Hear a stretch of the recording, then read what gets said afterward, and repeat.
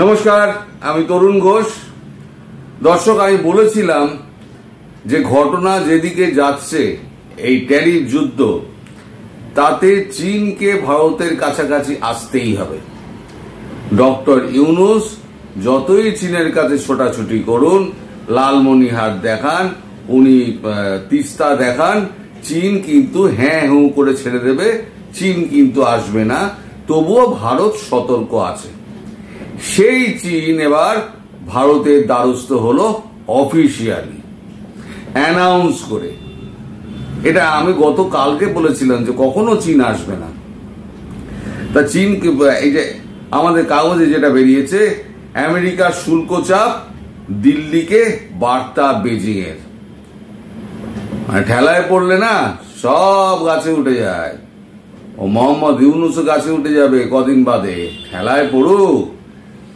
আচ্ছা, লেখা হচ্ছে, আমেরিকার প্রেসিডেন্ট ডোনাল্ড ট্রাম্প কড়া শুল্ক নীতির মোকাবিলা করতে ভারত এবং চীনের আরো কাছাকাছি আসা উচিত বলে মনে করেন ভারতের চীনা দূতাবাস মুখপাত্র ইউ জিং। এক্স হ্যান্ডেলে বুধবার ভারত এবং চীনের অর্থনৈতিক এবং বাণিজ্যিক সম্পর্কের ওপর জোর দেন তিনি। তার কথায়, দুই বৃহত্তম উন্নয়নশীল দেশের ভারত এবং চীন সমস্যা ট্রাম্পের আরোপিত শুল্ক কাটিয়ে ওঠার জন্য একসঙ্গে দাঁড়ানো উচিত। কেন ভাই, প্যাংগং, তারপর লাদাখ, ডোকলাম যখন করেছিলে, তখন কি একসঙ্গে দাঁড়ানোর কথা, এককভাবে চলতে হবে সেই নীতি থেকে নিয়েছিলে? এই যে অরুণাচলে মাঝে মাঝে ঢুকে তোমরা একে ওকে দিয়ে যাও, কাছাকাছি গ্রাম তৈরি করার চেষ্টা করো, তখন মনে থাকে না? এসব ঠেলায় পড়েছো এখন বাবা। ওই জন্য বর্ডার সমস্যা মিটিয়ে আগে থেকে জানতে, আমি বহুদিন ধরেই বলে আসছি যে আগে থেকে চীন জানতো যে এই জিনিসটা হবে, ভারতের দরকার। কারণ চীনের তো মার্কেট তো ভোগে হয়ে গেছে। কত পার্সেন্ট চাপিয়েছে না চাপিয়েছে আমি তারপরে আসছি। এখন তো একটা শুল্ক নীতি তো এত প্রত্যাহার করেছে, ট্রাম্পও চাপে পড়ে, সেটা প্রসঙ্গে আসছি। তা আর কি কি লিখেছে চীনকে কি বলেছে? চীনের বিদেশ মন্ত্রকের বক্তব্য, চীন যে ভারতের প্রতি ইতিবাচক সংকেত দিচ্ছে তা আশঙ্কা আমেরিকার শুল্ক চাপানোর কারণে নয়, আন্তর্জাতিক রণনীতি ও অর্থনৈতিক ক্ষেত্রে পরিপ্রেক্ষিতে সীমান্ত দিয়ে ভারতের সঙ্গে কথা এগিয়ে নিয়ে যাওয়ার পাশাপাশি সম্পর্কের অগ্রগতির বার্তাও দিচ্ছে চীন।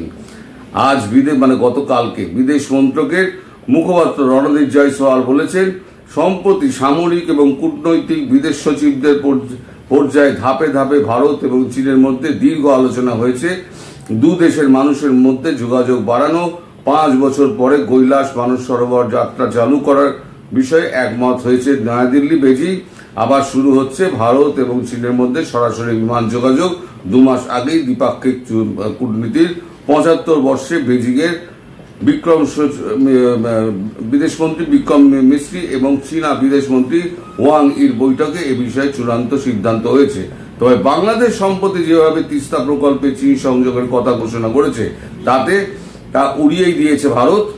ওটাকে উড়িয়েই দিয়েছে ভারত। বিদেশ মন্ত্রকের মুখপাত্র জয়সওয়ালের কথায়, তিস্তা সহ ভারত এবং বাংলাদেশের মধ্যে 54টি নদী প্রবাহিত হচ্ছে।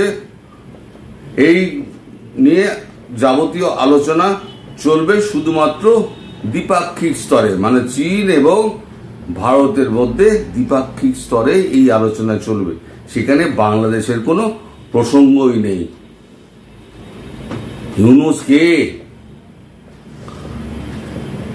ওই যে আমাদের উনি একটা বক্তব্য ঝেড়েছিলেন না, গার্জিয়ান অব দ্য ওশান।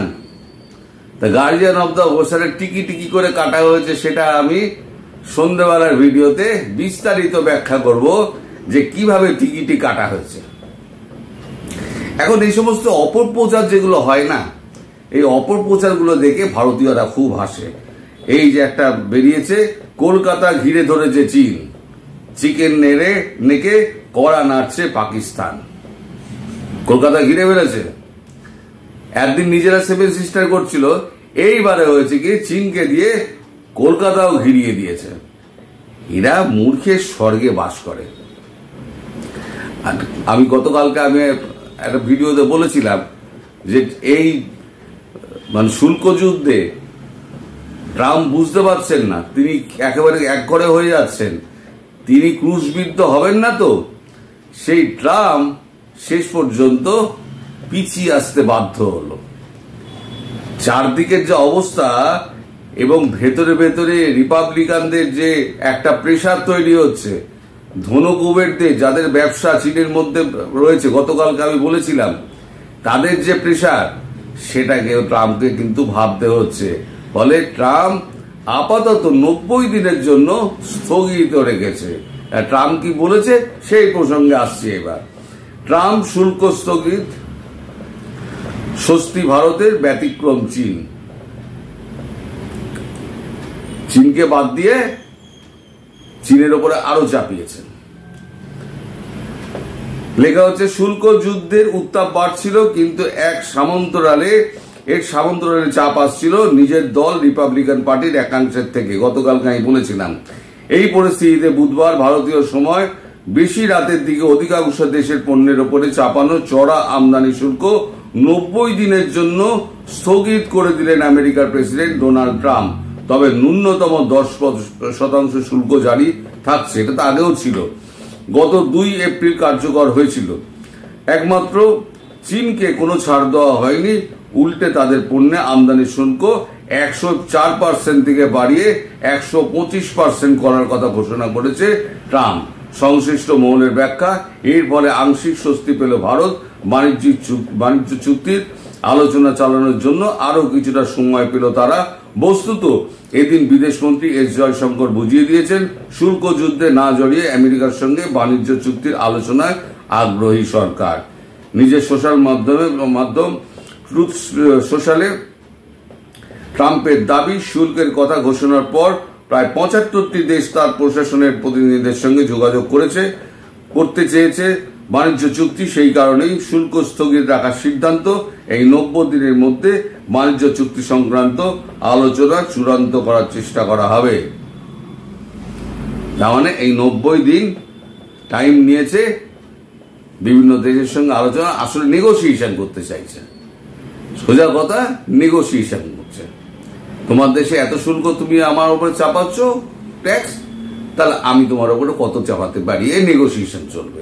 এটা হতে পারে, কিন্তু যে বুলিংটা চলছিল, সে বুলিংটা কিন্তু কেউ মেনে নেয়নি, কোনো দেশ বরদাস্ত করেনি। সব কিন্তু একত্র হয়ে ট্রাম্পের ওপরে একটা প্রেসার তৈরি করেছিল।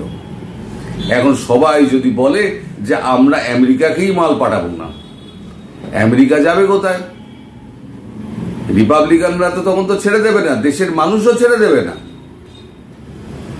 তাই এই যে আমাদের ডক্টর ইউনুস যে সমস্ত বলে বেড়ান না, হ্যাঁ, এই সমস্ত ফাঁকা আওয়াজ, ইউনুস হয়তো বেঁচে যাবেন।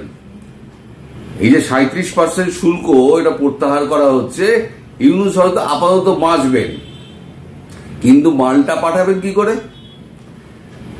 গার্জিয়ান অব দ্য সি বলেছিলেন, ল্যাসটা তো আপনার কেটে দিয়েছে।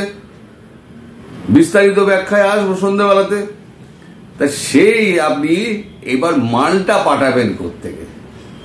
বাকি তো রুট খোলা রইল শুধু আপনার নেপাল আর ভুটান। কত মাল পাঠাবেন নেপাল ভুটানে? বাকি সারা বিশ্বে এই যে বস্ত্র শিল্প মালগুলো যে যায়, এই বস্ত্র শিল্পের মালগুলো যাবে কোথায়? যতটুকু অবশিষ্ট আছে তো ততটুকু তো যেত, কি করে যাবে এবার? এবার স্থলবন্দরের কথা বলুন, আমরা মালিক স্থলবন্দরের, বলুন একবার, কথাটা একবার তুলে দেখুন, আপনার কি হাল হয় দেখুন। এই সবে তো আপনার শুরু হয়েছে সমুদ্র দিয়ে, এবার শুরু হবে আকাশপথ, তারপর সড়ক পথ, বিভিন্ন দিক দিয়ে বিস্তারিত আলোচনা করব সন্ধ্যেবেলাতে সুস্থির হয়ে। আপাতত ডক্টর ইউনুস, আপনি এখন চিন্তা করুন ভাই, কি করে আপনি অন্য দেশে মাল পাঠাবেন। আপনার বাণিজ্যের দফা হয়ে গেল, সব শেষ, ঝাঁপে লাঠি, দোকানের ঝাঁপে লাঠি। সবাই ভালো থাকবেন, সুস্থ থাকবেন, আর সাবধানে থাকবেন। নমস্কার।